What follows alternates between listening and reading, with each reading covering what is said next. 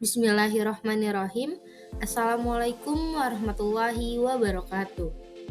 Selamat datang di video kelompok 2 mengenai praktikum UTS pada mata kuliah keamanan komputer terkait Intrusion Prevention System atau IPS untuk deteksi serangan SQL injection. Kelompok kami terdiri dari Muhammad Marko Manuhutu dengan NIM 0102521017. Selanjutnya Adinda Rizka Safitri dengan NIM 0102522003, dan yang terakhir ada Aditya Putra dengan NIM 0102522004. Apa itu IPS? Intrusion Prevention System atau IPS adalah sistem yang memonitor jaringan dari aktivitas berbahaya seperti ancaman keamanan atau pelanggaran kebijakan.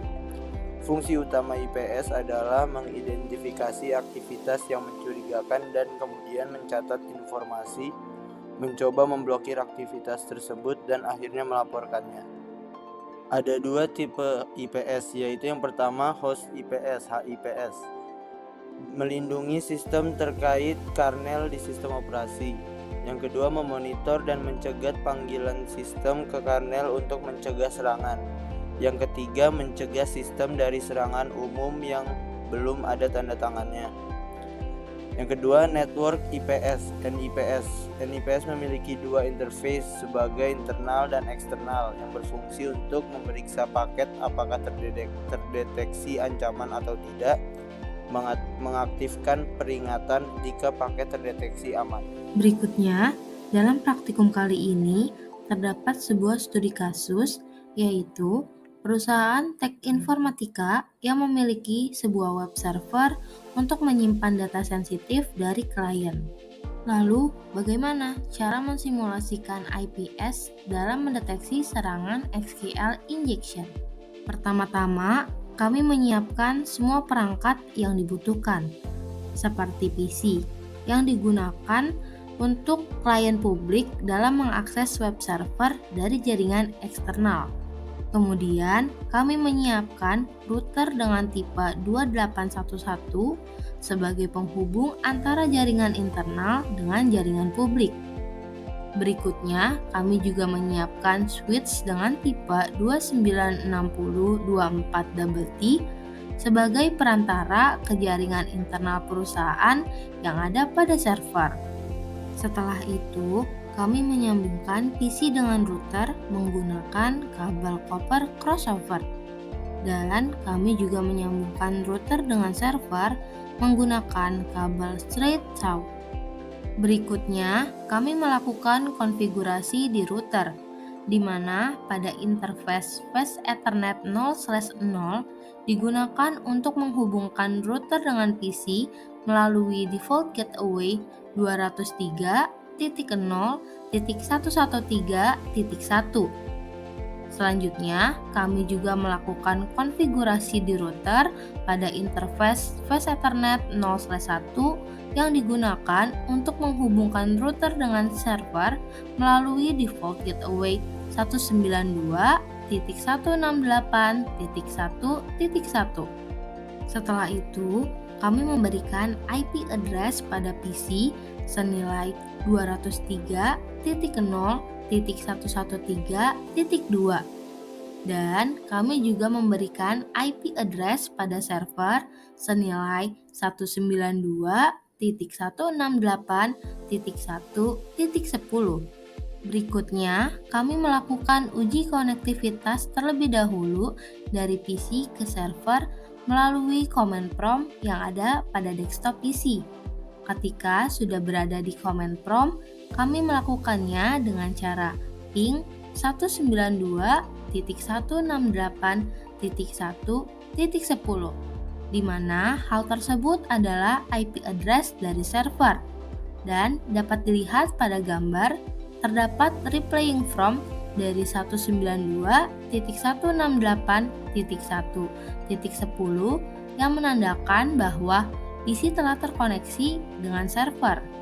Selain itu, kami juga melakukan pengecekan pada web server di desktop PC sebelum dilakukannya pemblokiran SQL injection, di mana ketika kami memasukkan URL-nya berupa IP address server yaitu 192.168.1.10, ternyata ketika kami memencet Go masih dapat mengakses web server tersebut yang ditandai dengan tulisan Cisco Packet Tracer, yaitu web dari Cisco Packet Tracer tersebut. Kemudian, lakukan konfigurasi pada router untuk pengaktifan pemblokiran SQL injection. Nah, untuk langkah-langkahnya itu sendiri, yang pertama tentu kita harus masuk ke bagian router. Kemudian klik CLI, lalu kita masukkan kode untuk masuk ke mode konfigurasi. Kemudian buat ACL untuk memblokir permintaan mencurigakan pada port 80 untuk HTTP dan port 443 untuk HTTPS. Kemudian terapkan ACL ini pada interface yang menghubungkan jaringan internal dengan eksternal. Lalu yang terakhir adalah simpan konfigurasi. Nah, kemudian kita beralih ke mode desktop pada PC untuk mengecek web server dari PC setelah dilakukan pemblokiran SQL injection. Nah, SS-an di atas itu menandakan sudah tidak dapat mengakses web server dari PC dengan ditandai request timeout. Oke, yang berikutnya adalah gimana cara mengecek pemblokiran SQL injection. Kita melakukan 3 query SQL injection. Yang pertama itu SQL injection select, yang kedua SQL injection union, dan yang terakhir adalah SQL injection drop table. Oke, kita dapat lihat di gambar sebelah kiri itu menandakan bahwa telah berhasil dilakukannya pemblokiran SQL injection. Oke, untuk hasil analisis dan pengamatannya adalah ketika ada permintaan yang mengandung SQL injection dan diarahkan ke alamat 192.168.110 pada port 80 atau www untuk HTTP atau 443 untuk HTTPS, permintaan tersebut akan diblokir oleh ACL blok HTTP karena router pada Cisco Tracker tidak mendukung perintah dengan opsi log, maka log tidak diaktifkan pada perintah ini. Router tidak akan mencatat secara detail tentang setiap permintaan yang diblokir. Setelah dilakukan pemblokiran, permintaan dengan pola SQL injection tercatat pada log router 12 match yang menandakan bahwa terdapat 12 percobaan yang diblokir pada port HTTP yang selama sesi ini. Berikutnya adalah analisis efektivitas IPS berbasis ACL dalam mencegah SQL injection. Pertama itu poin efektivitas. 1. Kontrol dasar akses. ACL dapat membatasi akses ke port atau protokol tertentu, misal HTTP dan HTTPS. 2. Penyaringan berdasarkan sumber dan tujuan. ACL memungkinkan konfigurasi untuk membatasi akses dari alamat IP tertentu. Kedua, itu poin keterbatasan. 1. Tidak bisa mendeteksi pola khusus dalam payload. ACL hanya dapat menyaring lalu lintas berdasarkan informasi header paket seperti alamat IP, port, dan protokol. 2. Tidak ada infeksi lapisan aplikasi. ACL bekerja pada lapisan jaringan layer ketiga dan transport layer keempat, sehingga tidak memiliki kemampuan untuk menganalisis lapisan aplikasi yang berada di layar ketujuh. Tidak dinamis atau adaptif.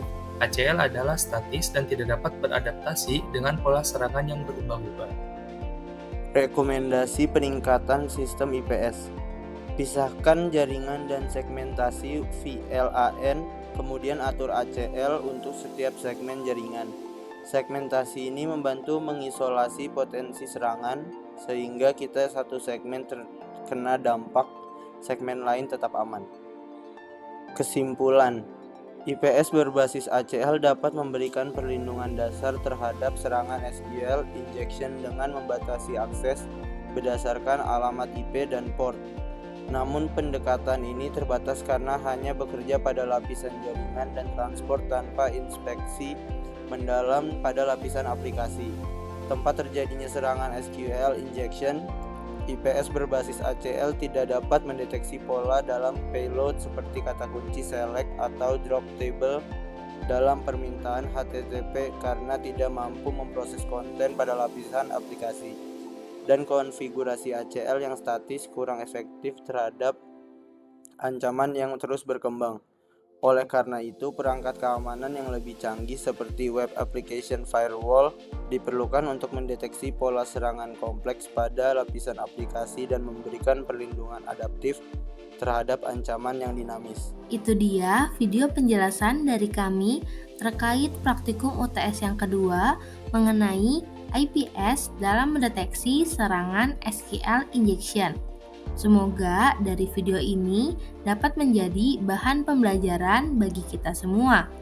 Terima kasih atas perhatiannya. Wabillahi taufiq wal hidayah. Wassalamualaikum warahmatullahi wabarakatuh.